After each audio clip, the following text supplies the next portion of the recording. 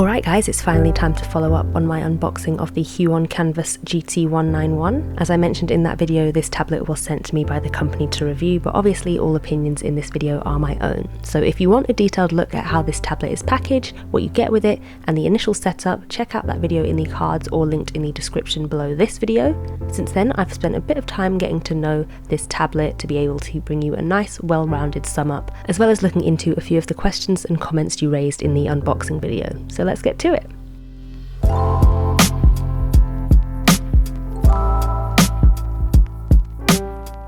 First off, for a bit of spec, this is a widescreen full HD monitor display tablet, so one that plugs into your computer and allows you to see and interact with your work area.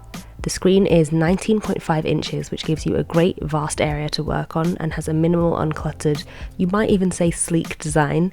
The Amazon listing for this tablet claims a 3000:1 contrast ratio, which should allow for a huge colour spectrum and vivid and accurate colour. I was happy right away with how the colours came out on this screen without any tweaking of settings.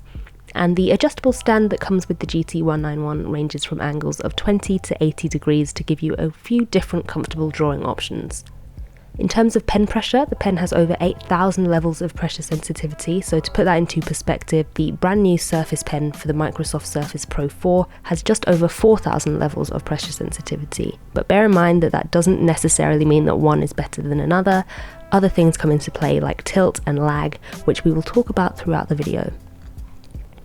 So this tablet is compatible with Windows, with Mac. I've been using it with my MacBook Pro with the latest version of Photoshop, and it's supposed to work well with all other major programs. It's currently priced at just over £400 or $499 US, which for a tablet of this size and spec puts it price-wise in actually a pretty affordable bracket. Now, a couple of the comments on my first video went somewhere along the lines of saying, why buy a cheap copycat tablet, just stick with the better and more reliable industry leaders like Wacom. And if you have the budget for a $1,000 plus tablet, then by all means do your research and see if that's something that would suit you. But if you are interested in knowing what you can get with a lot less money elsewhere, that's what we're here to talk about today.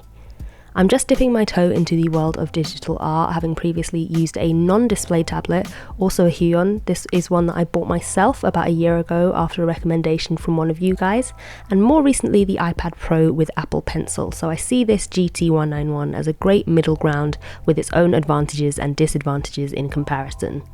From a beginner's perspective, this is definitely an easy tablet to get used to. Responsive, it definitely responds well to different pen pressures, and having the screen to draw on makes it much like drawing on paper. Speaking of which, it comes with this protective screen that doubles as a matte paper-like surface, but I personally do prefer the more crisp and clear look of the screen without it. I initially had to do a bit of fiddling and tweaking with the pen, uninstalling and reinstalling the driver, all of which took about 15 minutes, but I eventually calibrated the pen to work seamlessly and haven't experienced any weird jitter or glitches in pen tracking. The lag is minimal, barely noticeable, and as someone that's used to the essentially lagless Apple Pencil and iPad Pro, I honestly can't see much of a difference in that respect. Not enough for it to bother me anyway. Now, speaking of Apple, I do have the iPad Pro also. I use the app Procreate on there and have found it very responsive, glitch-free. It does get quite warm, but I've never had an Apple product that doesn't. All in all, it's a great digital drawing experience. This is a great option for portability. I personally justified my investment in this because my old iPad was broken and I regularly use my tablet for work regarding my shop, social media, and general organisation on the go. I have the smaller 9.7-inch iPad Pro, which I got refurbished for £439 and then an additional £99 for the Apple Pencil. So just to compare, that's £140 more for a tablet less than half the size, that for me is pretty similar in performance level. I say pretty similar because despite Huion's impressive levels of pen sensitivity, I do find the iPad easier to achieve smooth and controlled gradations. Also with the iPad you can get the use of pen tilt into play, but that honestly isn't a feature I've gotten much use out of. The Apple Pencil has 12 hours of battery life and charges quickly but rather awkwardly like this, while the Huion boasts 350 hours of battery life. Is that even possible? I've become accustomed to the touch aspect of the iPad, that ease and simplicity of use that it brings, but I do love hooking the Huion up to my computer, having the two monitors, so much more space, and just opening up all the possibilities that are available to me on my computer that might not be possible on the iPad. If you are trying to decide between the two, it really comes down to what you plan on using it for. I think the iPad is a great portable option, but for prolonged working hours in my studio, I would much rather work on the Huion, and I don't see enough of a difference in quality and usability between the two of them to convince me otherwise. And that sums it up really. Is it the most polished, high-tech, cutting-edge tablet out there? No. Does it do what most people would need from a tablet? And more importantly, does it do it well? Absolutely.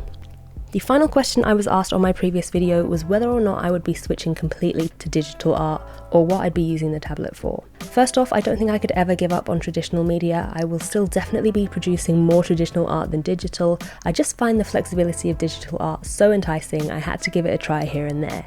In the past, I've used my tablets to test colour schemes for pieces, lay down quick thumbnails, things that are easy to tweak and move around before I commit to a final design on paper. I also used this particular tablet a lot when it came to editing and adjusting the artwork in my zine before printing, because it allowed me to get right into the details and work on the scans as I would with drawings on paper. I'm still very much getting the hang of creating refined pieces of work in digital format, but I would love to get to know this medium a bit more and produce some finished pieces of work with it. Anyway, I think that's enough for today. Hopefully I've answered all your questions. I will see you soon for the next video. Bye.